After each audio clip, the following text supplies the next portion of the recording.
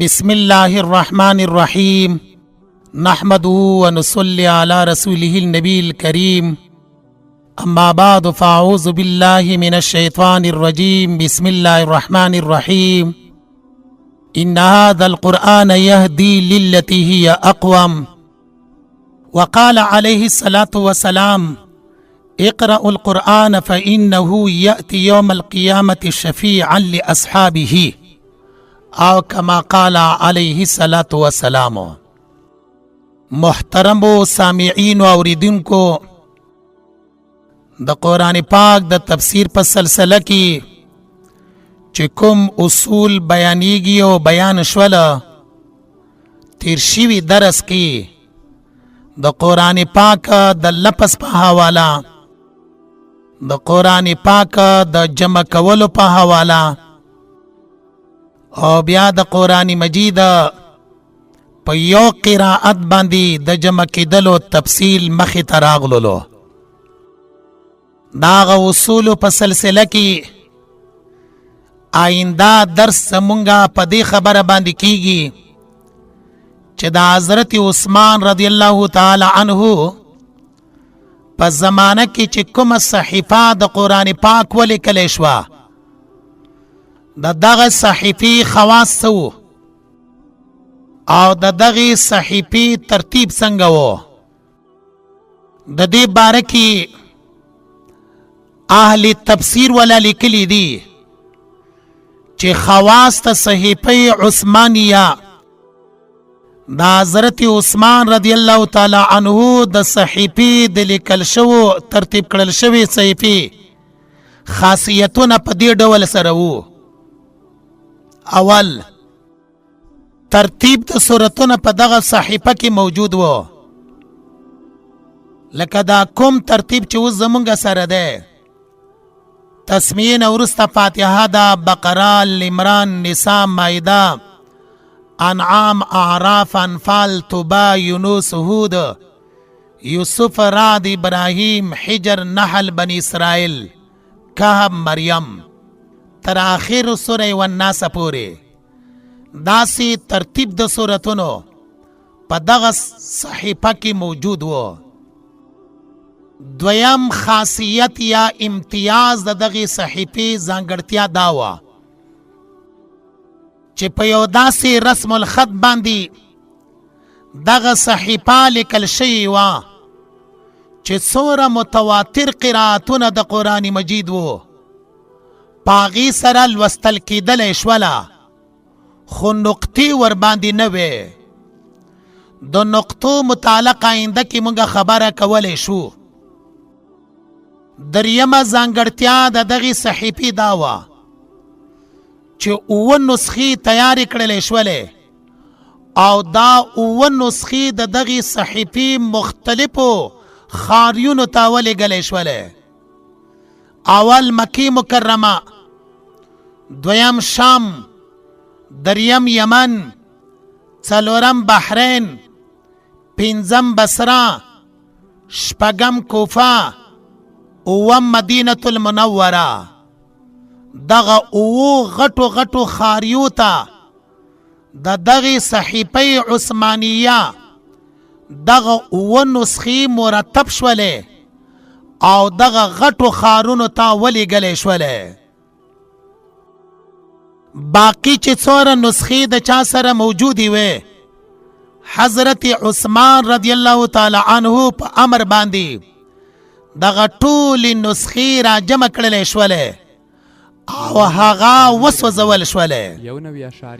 دلته دا خبره یاد ساتل پکار دی، د سپارو یا د قرآن مجید یا د دینی کتابونو بوسیده اوراق، زړې شوي پاڼې چې هغه قابل استعمال نه وي، څوک استعمالولی نشي، د دغه بوسیده اوراقو سره څه عمل پکار دی؟ دلته کې خو حضرت عثمان رضی الله تعالی عنه په حضور د صحابه کرامو کې سوځولي په پاک ځای کې، آیا موږ د پارم د سوځولو جواز شته او که نشته؟ فقهای کرام فرمایی یو د سوځولو خبره ده، دویم د دفن کولو خبره ده. سوځول نفسي جواز لري، لکه حضرت عثمان رضی الله تعالی عنه په زمانه کې هغه نسخې د قرآن مجید چې هغه په مصحف عثماني سره نه وی لیکل شوی، هغه نظرات شوي سوځول شوي دي.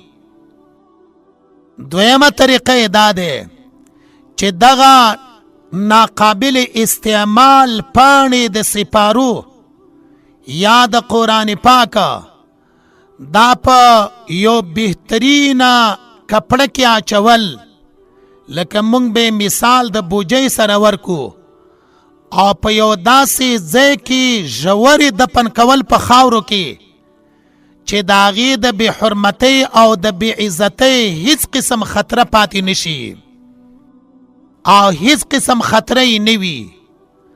دا دویمه طریقه فقهای کرام فرمایي دا غوره دی چې په بهترینا صافه کپړه کې واچولی شي او په یو پاک یو بهترین ځای کې ژورې په خاورو کې دفن کړلی شي چې بې حرمتي ونه شي. دغې طریقې ته فقهای کرامو ترجیح ورکړې ده. تر دې ځای پورې صحیفې د حضرت عثمان رضی الله تعالی عنه خبره مخې ته راغلله. دې نه مخې ته زمونږ یو څو عنوانونه دي چې هغه اصول تفسیر کې بیانول ضروری دي. اوله، په قرآن پاک باندې نقطې چا لګولې دي، لکه په حروف هجاو کې په جیم باندې نقطه ده، خا باندې نقطه ده، شین باندې نقطې دي.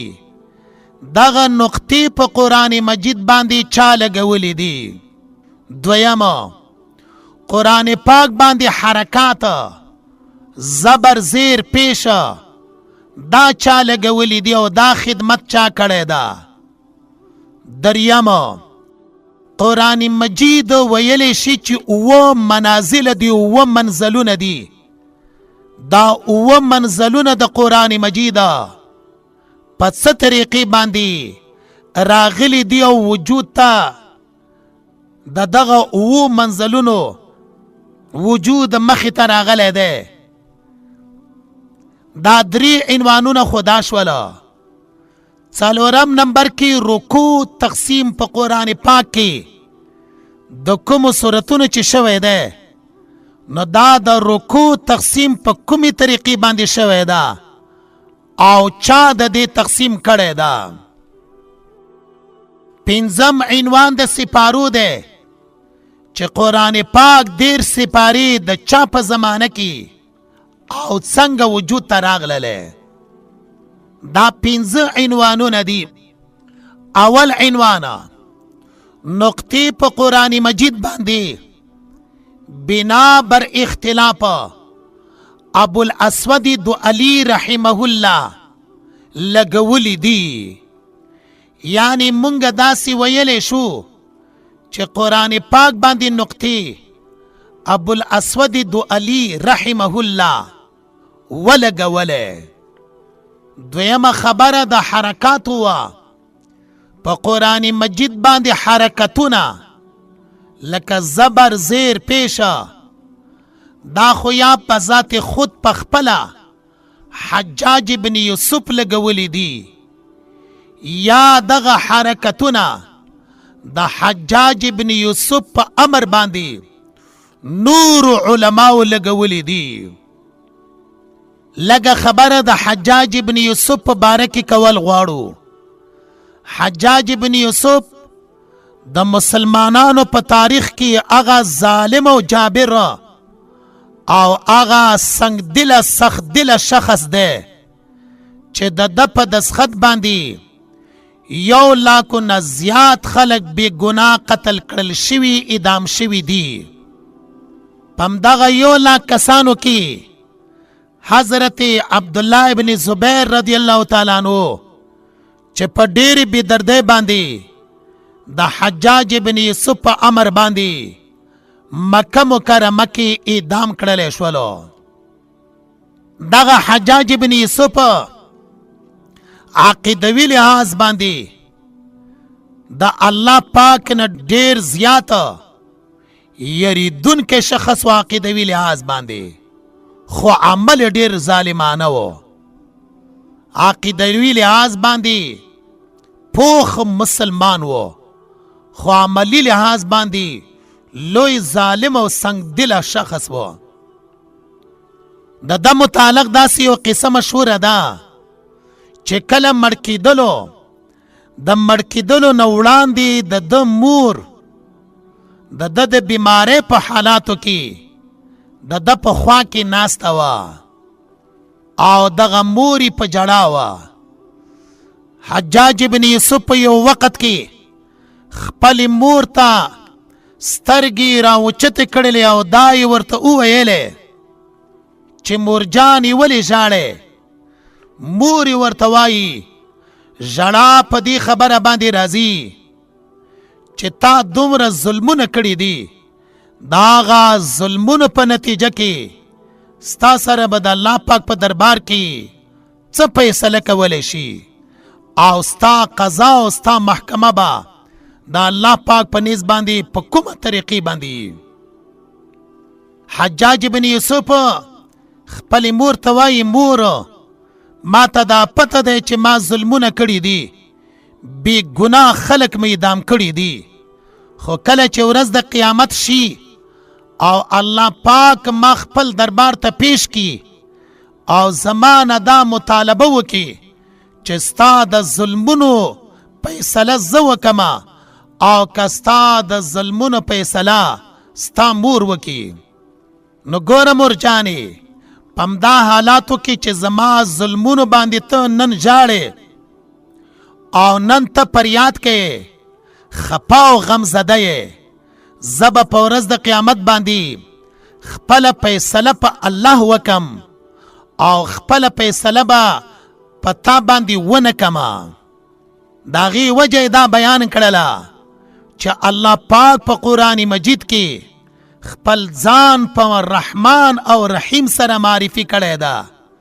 تقریبا 59 کرتې الله د خپل ځان تعریف په رحمان سره کړی ده او خپل نومونو کې رحمان نوم د ځان دپاره ذکر کړی ده او تقریبا د 90 نه زیاتو مواضعو کې الله پاک د خپل ځان معرفت پر رحیم سره کړی ده. نو رحمان رحیم الله پاک خپل ځان ته ویلی دی، نه پلار ته او نه مور ته. نو زه به دا وغواړم په ورځ د قیامت چې زما فیصله دی زما مور ونه کی، بلکې زما فیصله دی هغه ذات وکي چې هغه رحمان دی رحیم دی او په مخلوق باندې د میندو نه او یا کرته نه زیات مهربان او شفیق دی. دا دویمه خبره د حرکات وه چې حجاج بن یوسف یا د حجاج بن یوسف په امر باندې قرآن مجید باندې حرکات لګول شوي دي. دریمه خبره د قرآن پاک د منزلونو ده.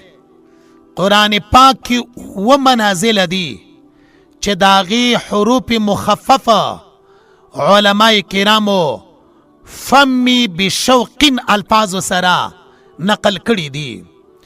یعنی په لنډه کې مونږ داسې ویلی شو چې قرآن پاک کې 7 منازل دي او د هغوی حروف مخففه په دې الفاظو سره دي فمی بشوقنا.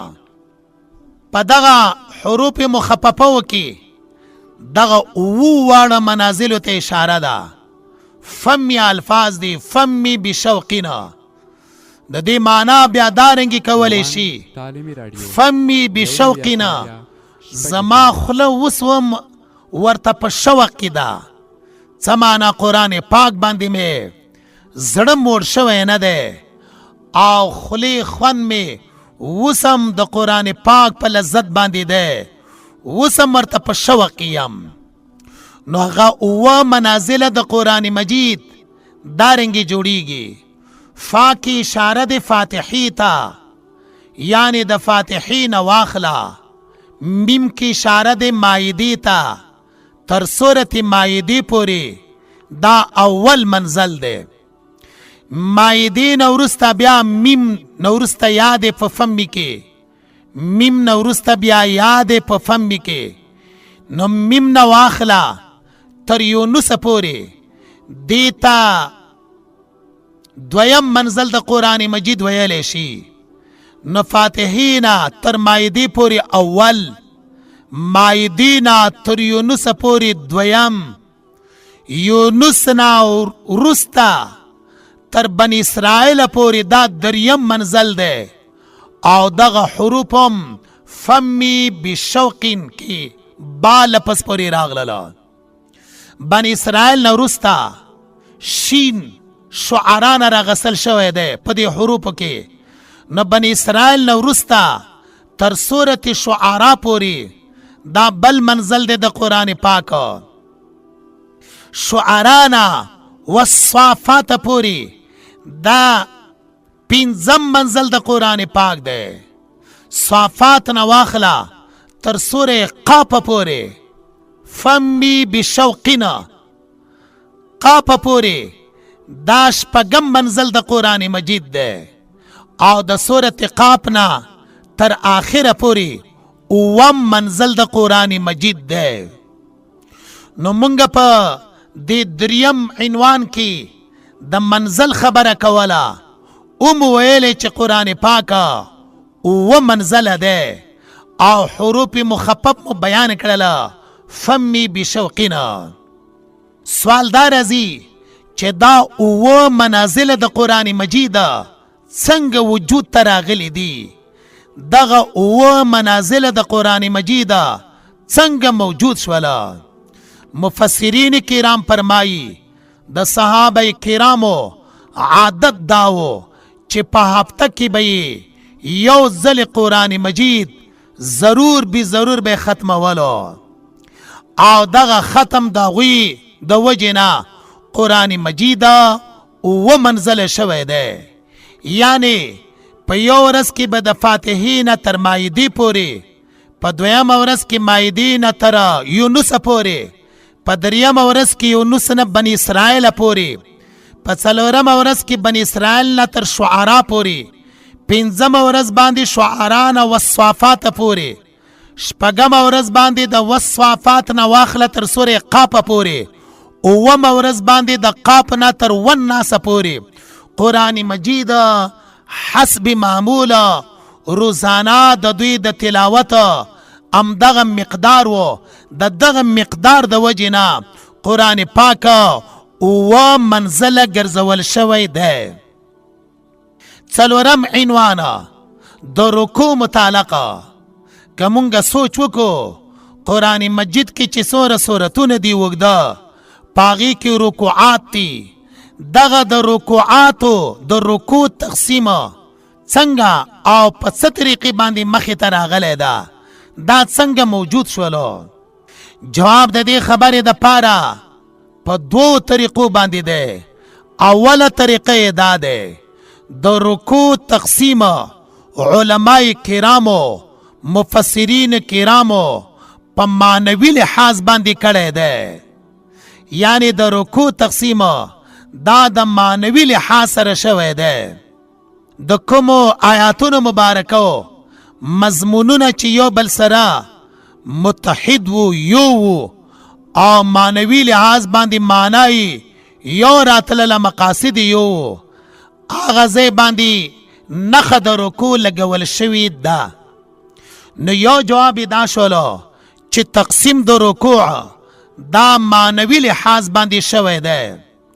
دویمه علماء کرام فرمایی چې تقسیم د رکوعاتو په قرآن مجید کې دا معنوي لحاظ باندې نه ده، بلکې علماء کرامو با په رمضان المبارک کې په هر رکعت کې دومره تلاوت کولو چې د دوی ختم د قرآن پاک با په 28 د رمضان باندې راتللو. نو په هر رکعت کې چې څومره تلاوت کولو هغه تلاوت په مقدار باندې نخه د رکوع ګرځول شوې ده او نخه د رکوع لګول شوې ده. نو په دې وجه باندې بیا چې ختم په 28 د رمضان باندې راځي او دغه علماء کرامو چې څومره تلاوت په یو رکعت کې کولو هغه رکعت په لحاظ سره تقسیم د رکعاتو په قرآن مجید کې راغلی دی او علماء کرامو کړی دی. دې سره سره زمونږ په دغه بحث کې بل عنوان چې هغه 5 نمبر عنوان دی د سپارو متعلق دی. قرآن پاک 10 سپارې چې کله وجود ته راغلی دي آیا دا د رسول الله صلی الله علیه وسلم په زمانه کې وي؟ آیا دا د ابوبکر صدیق په زمانه کې وي؟ دا د کوم وخت نه 10 سپارې قرآن مجید ګرځول شوی ده؟ جواب دا دی چې د صحابه کرامو د زمانې نه ډېر وروسته د صحابه کرامو د زمانې نه ډېر وروسته د خلکو د سهولت لپاره یا د تعلیم د سهولت لپاره قرآن مجید 10 سپارې ګرځول شوی دی.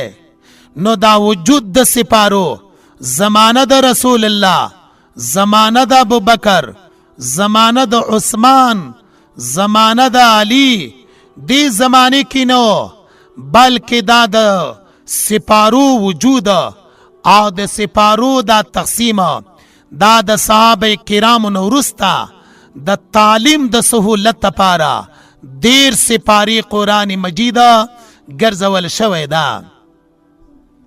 دا هغه اصول وو او دا هغه ضوابط وو چې تر دې ځای پورې بیان کړلی شوله. مخکې په درس کې دا خبره شوې وه چې موضوع د قرآن مجید هغه توحید یووالی د باری تعالی دی. خو دلته یو دا خبره کوو چې د قرآن پاک اهم مضامین هغه کوم دي. توحید خو موضوع دی، نور چې څومره قرآن پاک کې بحثونه راځي هغه علامه ابن قیم رحم الله فرمایي رجع داغي مرجع داغي هغه توحید د باری تعالی د الله پاک وحدانیت ده، یووالی ده. نو اهم مضامین د قرآن پاک کوم دي؟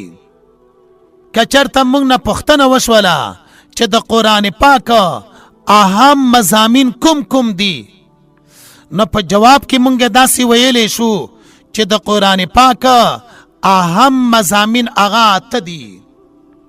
هغه اهم مضامین د قرآن مجید چې قرآن پاک بیانیږي او 8 دي هغه دا دي: اول توحید د باری تعالی، دویم رسالت رسول الله، دریم قیامت ورځ او د قیامت چې څومره حالات دي، څلورم تخویف چې څوک نه مني هغوی ته د یرې دمکی ورکوله، څلورم تخویف شولو، پنځم بشارت زیری والا خبره چې د الله پاک احکام اومني، دنیا کې هم بشارت، آخرت کې هم بشارت، زن کدن کې هم بشارت، شپږم احکام، اوم جهاد، اتم نمبر کې انفاق د الله پاک په لاره کې مال لګول.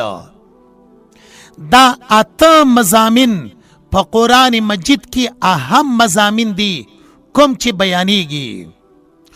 اوس دغه 8 مضامین چې قرآن مجید کې بیانیږي ذکر کیږي، دغه 8 ولی بیانیږي؟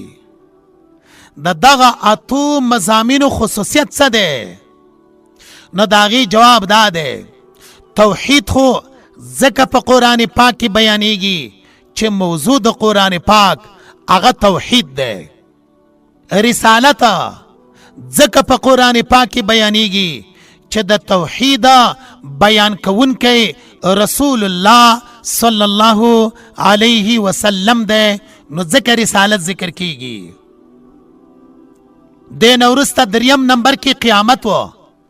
قیامت په دې وجه باندې بیانېږي چې ثواب او دارنګې عذاب دا په قیامت کې دی. څلورم نمبر کې تخفیف و. تخفیف نه منونکو دپاره بیانېږي. پنځم نمبر کې بشارت و. بشارت زیری منونکو د قرآن مجید دپاره بیانېږي. شپږم نمبر کې احکام دي. احکام په قرآن مجید کې د مسلمانانو د ټولنې د منظم کولو دپاره بیانېږي. اووم نمبر کې جهاد دی. جهاد اعلا د کلمه توحید دپاره کوم چې موضوع د قرآن پاک دی، د دغه توحید د اعلا دپاره د بلندۍ دپاره جهاد الله پاک په مسلمانانو باندې فرض کړی قرآن مجید کې بیانېږي. اتم نمبر کې انفاق، د الله پاک په لاره کې مال لګول. انفاق خو ځکه بیانېږي چې جهاد کې ضرورت ته انفاق ته. بغیر د انفاق د مال لګولو نه بغیر جهاد ناممکن دی. نو دا اته مضامین او دا اته خبرې د قرآن مجید دا په قرآن پاک کې د مضامینو په لحاظ سره دا اته اهم مضامین دي چې ذکر کیږي. اجمالاً یو ځلې بیا وایو، هغه دا دی چې قرآن پاک کې هغه اته مضامین توحید، رسالت، قیامت، تخویف، بشارت، احکام، جهاد، انفاق او د دوی د ذکر کولو وجه هغه موږ تفصیلا بیان کړله. کله چې دا اته اهم مضامین په قرآن مجید کې بیانېږي او موضوع د قرآن مجید توحید د باری تعالی دی، نو اوس دغه توحید د اثبات لپاره په قرآن پاک کې درې قسمه دلیل بیانېږي. توحید د اثبات لپاره د الله د یووالي دپاره چې الله پاک شریک نه لري، قرآن مجید کې درې قسمه دلایل بیانېږي. اول دلیل عقلی، دویم دلیل نقلی، دریم دلیل وحی. دا درې قسمه دلایل په قرآن پاک کې د الله پاک د وحدانیت ته اثبات لپاره بیانېږي. بیا په دغه درې واړو دلایلو کې دلیل عقلی، نقلی، وحی کې دلیل عقلی تعریف څه دی، دلیل نقلی تعریف څه دی او د دلیل وحی، یعنی دا درې قسمه دلایل دي. دا هر یو دلیل جدا جدا تعریف دی. دلیل عقلی تعریف هو الذي لا يرده عقول السلیمه بالتدبر وتفکر. دلیل عقلی هغه دلیل توایی لا يرده چې دغه دلیل نه مسترد کوي سالم عقل والا خلق، خو که دوی په دغه دلیل کې تدبر وکي، دارنګې تفکر وکي، سوچ وکي، فکر په کار باندې واچوي. لکه د مثال په طور سره نظام شمسی په باره کې الله پاک د انوار بحث کړی دا، د سپوږمۍ بحث کړی دا. بیا د انوار متعلقه په سورہ یاسین کې فرمایي والشمس تجری لمستقر لها. نور کره الله پاک د دلیل عقلی په طور سره بیانوي. ساینسدانان وایي چې د انوار کره د ځمکې د کرې نه 14 لاکه پیرې غټه ده، او بیا د انوار په کره باندې هر ثانیه کې د 500 کروڑو اټم بمو انفجار کیږي. دغه انفجار سره انرژي پیدا کیږي چې ځمکې ته د هغې سپلایي را روانه ده، رڼا پیدا کیږي. او بیا دغه ساینسدانان وایي چې دغه رڼا په 1 ثانیه کې 1,80,000 میله لاره د ځمکې کرې ته وهي. او په لنډو باندې مونږ داسې ویلی شو چې دغه رڼا کومه چې په ځمکه باندې مونږ ته ښکاري د نور په وجه باندې، دغه رڼا د نور د کرې نه 8 منټه مخکې را روانه وه او مونږ ته 8 منټه وروسته را ورسېدله. نو دا یو دلیل عقلی دی چې صرف قرآن پاک کې والشمس تجری لمستقر لها آیات مبارکه دی د نور بحث کړی ده، د نور خبره کړې ده. اوس که چېرته مونږ تدبر مونږ تفکر په داسې حالاتو کې وکړو چې زمونږ عقل سلیم وي، دې نتیجې ته رسېدلی شو چې دومره لوی مجسم مخلوق د نور کره چې د ځمکې د کرې نه 14 لاکه پیرې غټه لویه ده، د دې یو خالق شته. او دغه نظام چې الله جوړ کړی دی د دغه نور په کره باندې انفجار کیږي، هغې نه رڼا، حرارت او انرژي ځمکې طرف ته راځي. دا یو داسې ذات کوي چې هغه ذات خالق د دغه نور دی، مالک د دغه نور دی، مدبر د دغه نور دی او منتظم د دغه نور دی. دا نظام په خپله طبعي طور سره نه چلیږي، د دې نظام چلونکی یو ذات دی، هغه ذات نه دی مگر الله دی. نو عقل سلیم مونږه تدبر او تفکر سره دې خبرې ته رسولی شي چې دا دلیل حق دی او الله پاک خالق و مالک دی. بیا دغه دلیل عقلی چې مونږ د هغې تعریف وکړلو دا بیا په 2 قسمه دی.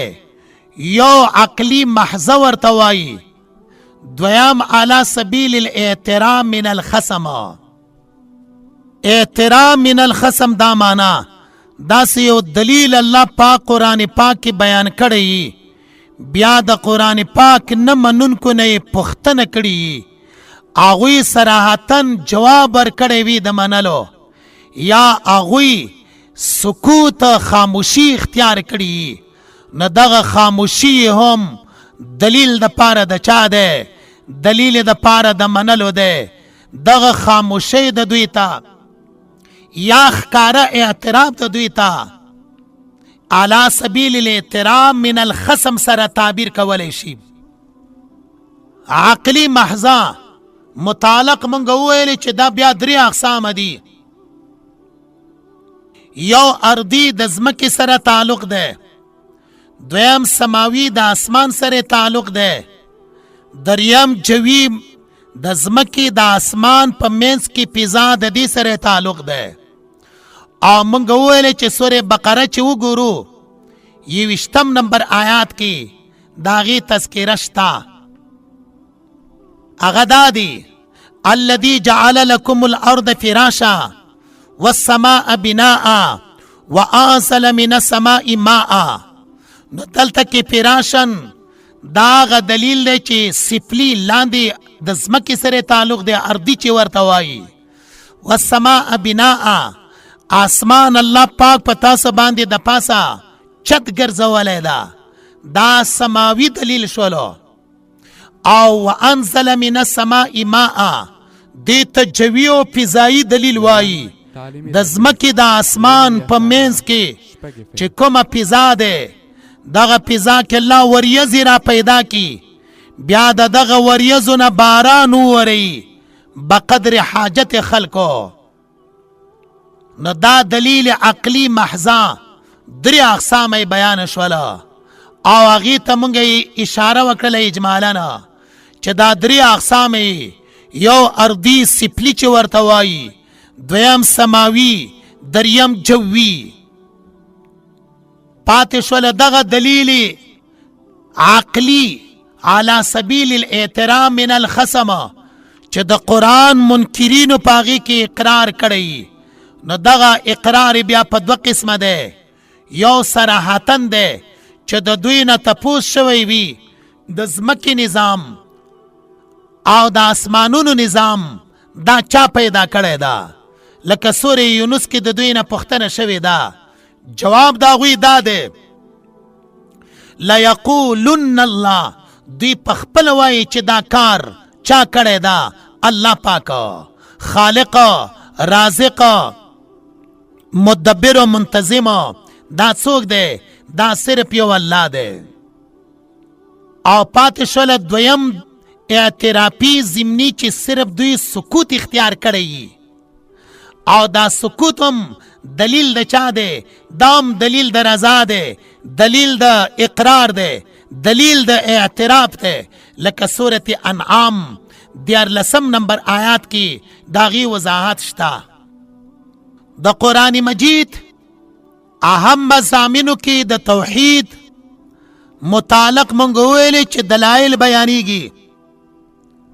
یو دلیل عقلی داغا تفصیل مونږ بیان کړلو.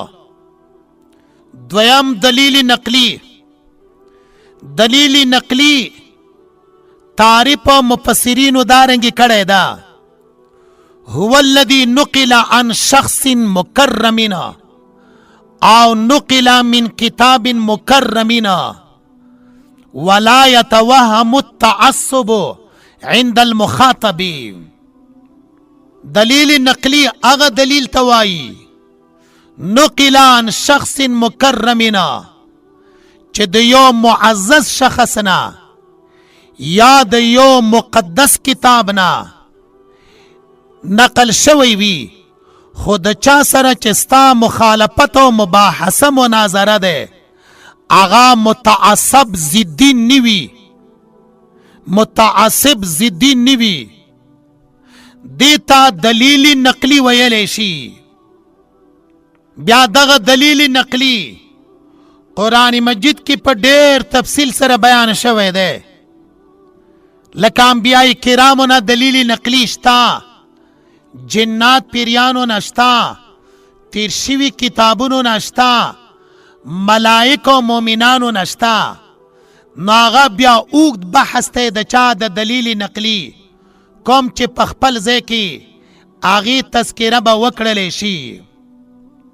دریم دلیل اثبات وحدانیت باری تعالی د پاره چې بیانېږي هغه دلیل وحی دی. دلیل وحی دا معنا چې پیغمبر خدا صلی الله علیه وسلم ته الله فرمایلی وی اے نبی ته ټول انسانیت ته دغه اعلان وکا چې زه په دغه مسلې رسولو کې د الله د طرف نه مامور یما، ما ته امر کړل شوی دا چې زه به د الله وحدانیت یووالی بیانومه. نو دا درې واړه دلایل اثبات توحید د پاره په قرآن مجید کې ذکر کیږي. مونږ د قرآن مجید د اهم مضامینو عنوان ما تحت 8 مضامین بیان کړل. یو توحید و، او هغه توحید د پاره چې کوم دلایل بیانېدل عقلی نقلی وحی داغي تذکره مو وکړله.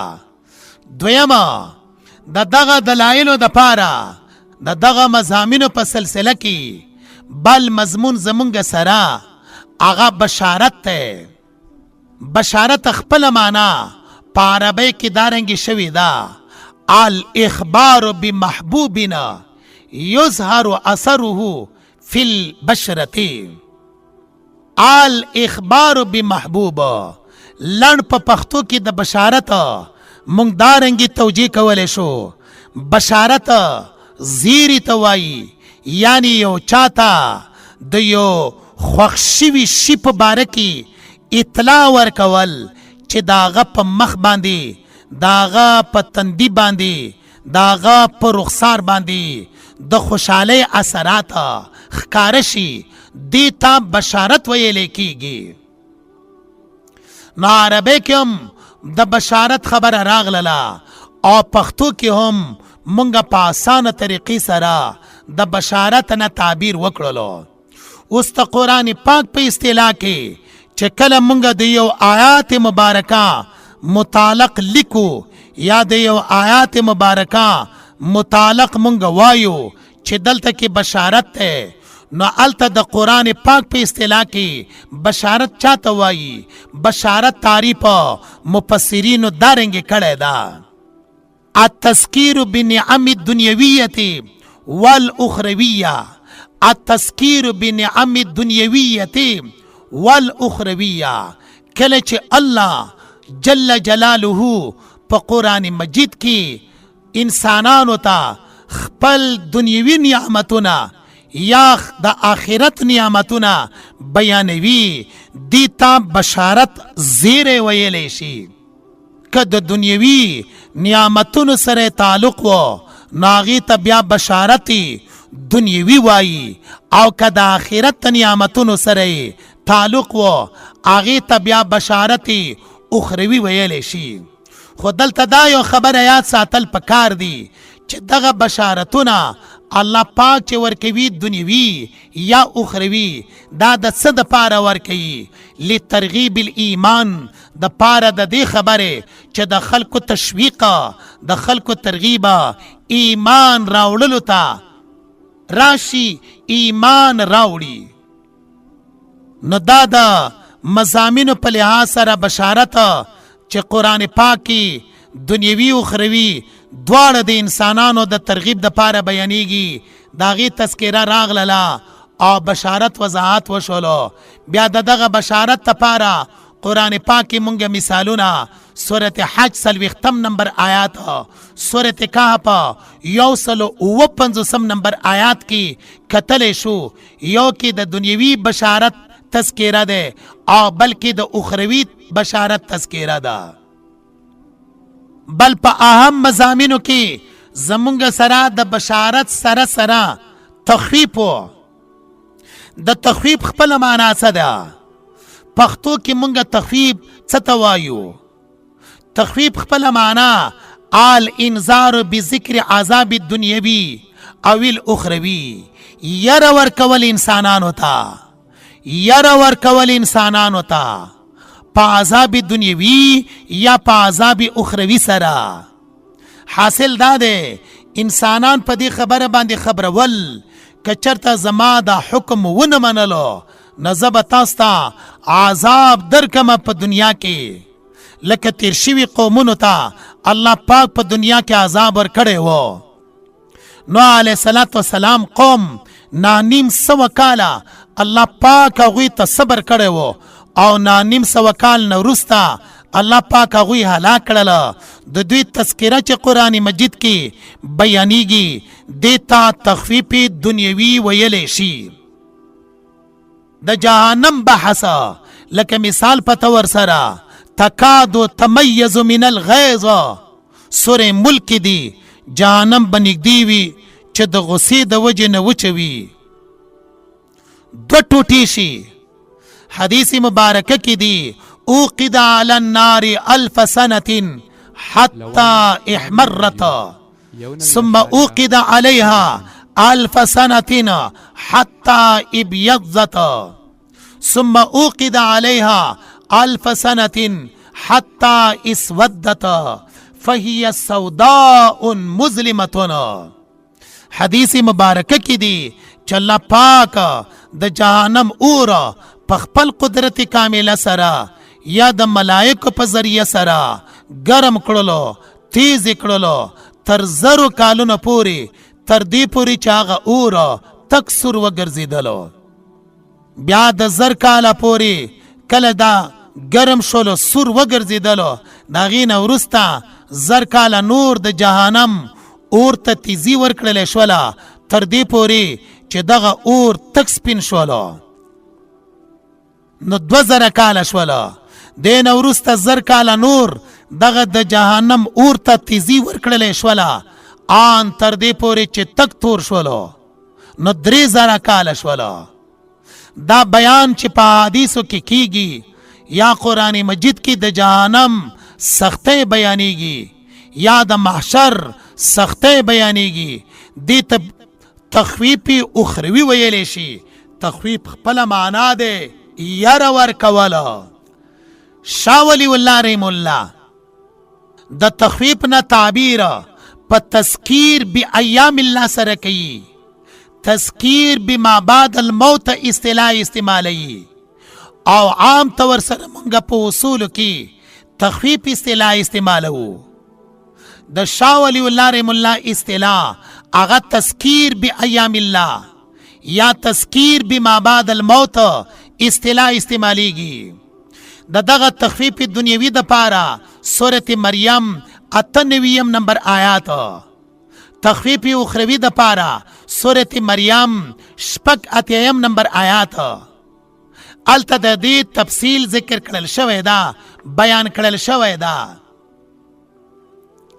د دغه دو اصطلاحات سره چې یو بشارت ته بل تخفیف ته، یو بل اصطلاح د مفسرین کرامو اغا د زجر اصطلاح ده. زجر نه مونږه تعبیر په پښتو کې کولای شو په شړلو سره. زجر نه تعبیر مونږه په پښتو کې کولای شو په زورنی سره، په رټنی سره. نو ځکه خو په عربی کې زجر ویل کېږي فرد شړلو ته. د قرآن پاک د تفسیر په اصطلاح کې چې کله مونږه په تفسیرونو کې لفظ د زجر وګورو یا د قرآن پاک د یو مفسر نه اصطلاح د زجر واورو، نو زجر څه ته وایي؟ اصطلاح د مفسرینو کې د زجر تعریف څه ده؟ زجر متعلقه مفسرین کرام فرمایي طرد المنکرین على اقوالهم واحوالهم الشنيعه. طرد المنکرین شړل، زورن ورکول، رټن ورکول منکرینو د دین اسلام ته، داغوی هغه قولونه، د دوی هغه خبرې او د دوی هغه حالات چې هغه ډیر بد وي. الله پاکي د بدۍ په اعتبار سره چې دا بد دي او د دوی د رټنې په لحاظ سره چې تاسو ولې داسې کوئ، دې ته زجر ویل کېږي په اصطلاح د شا کې، اصطلاح د تفسیر کې.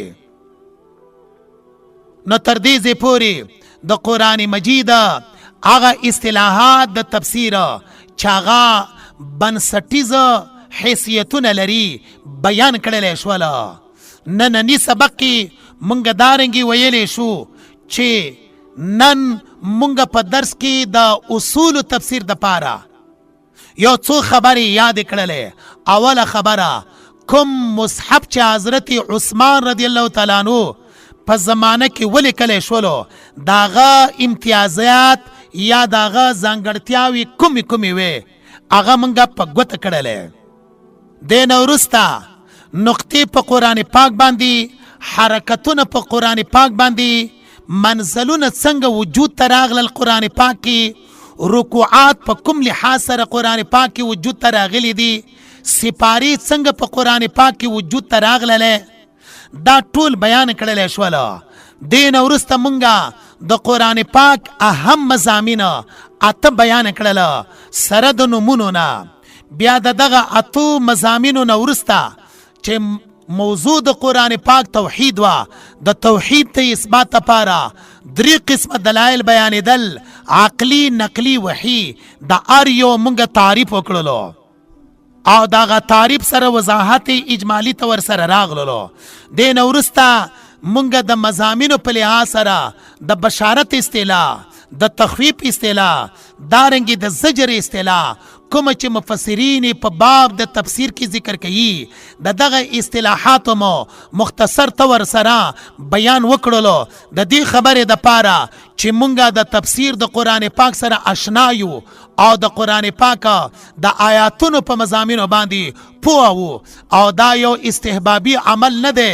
بار بار مونږ ویلي دي چې دغه عمل د قرآن پاک د زده کولو د معنیو دا واجبي عمل دی او په هر نارینه هر زنانه باندې واجب دی چې د قرآن پاک معانی صحیح طریقې باندې یاد کړي. که چېرته یاد یې نه کړلې د قرآن پاک سره یې لویه بېوفایي او جفا کړې ده. الله دې مونږ د قرآن پاک د پاره وفادار وساتي او د قرآن پاک سره د بېوفایۍ او د جفا نه دې مونږ الله پاک په خپل امان کې وساتي. الله دې دغه درس نورم چې د وسیع کی مونږ ټولو ته دې دا توفیق شامل حال کی چې د لونګ رادیو په مټ باندې د قرآن پاک درس او تدریس دا کور کور ته او بیا په کور کې چې څومره نارینه او زنانه دي ځوانان دي یا د مکتبونو د لیسو د مدارسو محصلین د هغوی ته په احسنه طریقې باندې ورسیږي. واخر دعوانا ان الحمد لله رب العالمین.